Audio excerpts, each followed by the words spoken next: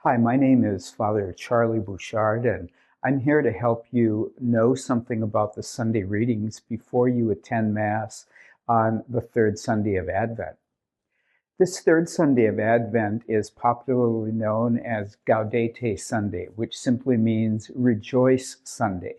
And we see that clearly reflected in the first reading today, which uses words like rejoice, sing for joy, shout for joy, have no fear, and rejoice again, making it very clear where the name of this Sunday feast came from. And what it is a moment during the season of Advent in which we realize that we are so close to the coming of the Lord that we can almost, but not quite see it. It's kind of like, I'm sure many of you have had the opportunity to be on a beach at sunrise. Just at that very first moment when the sun begins to come up to the horizon, there's just this tiny little line of light, this little crack of light. Very often it's pink.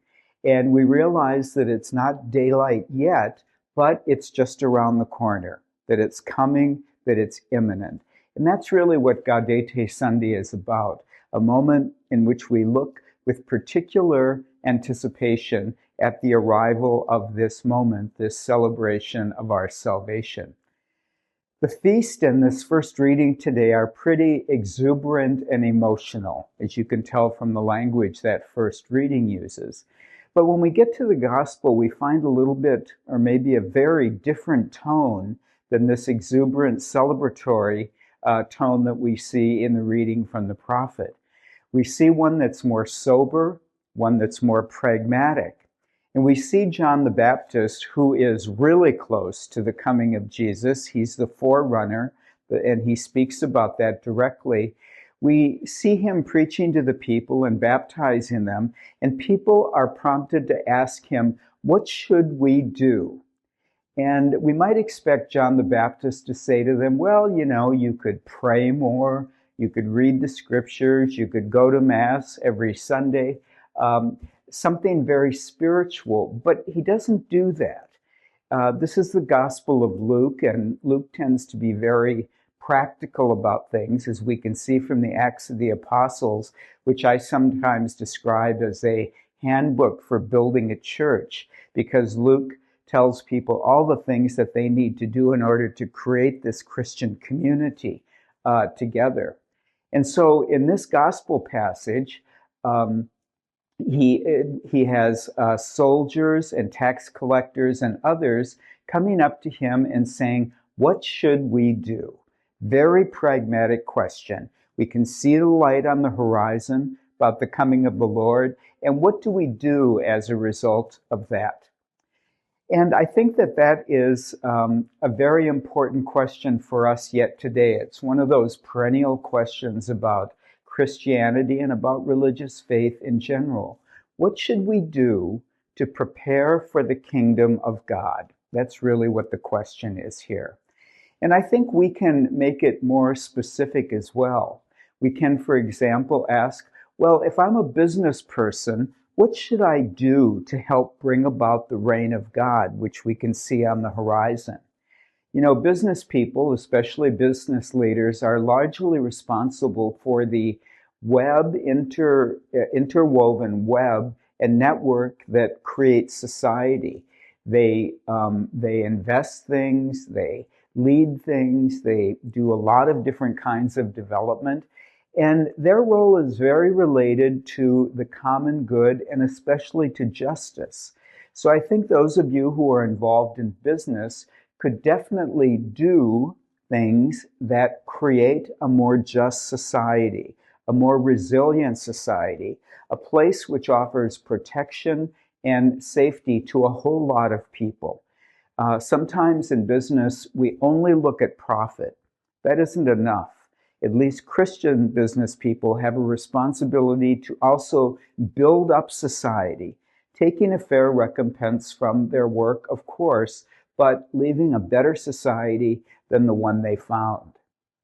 If you're a doctor or a nurse or any kind of healthcare provider, I think you should remember that healing is probably the most important symbol of the coming of God's kingdom of anything that we read about in the gospel.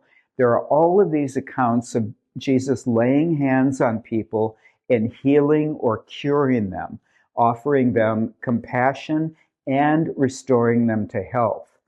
And so I think in your work in healthcare, you are called to offer compassionate, high-quality care, which is really a sign of the reign of God, because nobody experiences bad health care as a sign of God's blessing.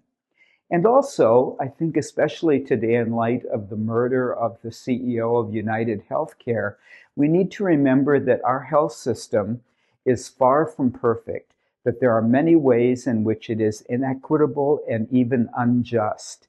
And even though your primary role may be providing hands-on care to patients, you need to remember to do what you can to help make our healthcare system more equitable and to make it more accessible to those who are in need of it.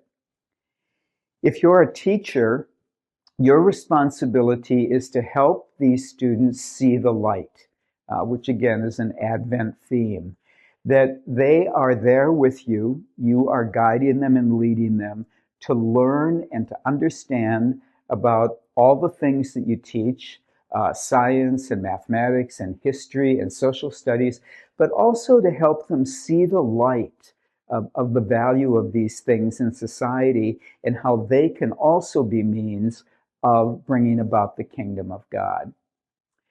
Those of you who are tradesmen or artists or musicians who make things or who create things, you have a very special role in the coming of the kingdom because you share in a particular way in the creative power of God, which began in Genesis with God's words of creation and extend even today.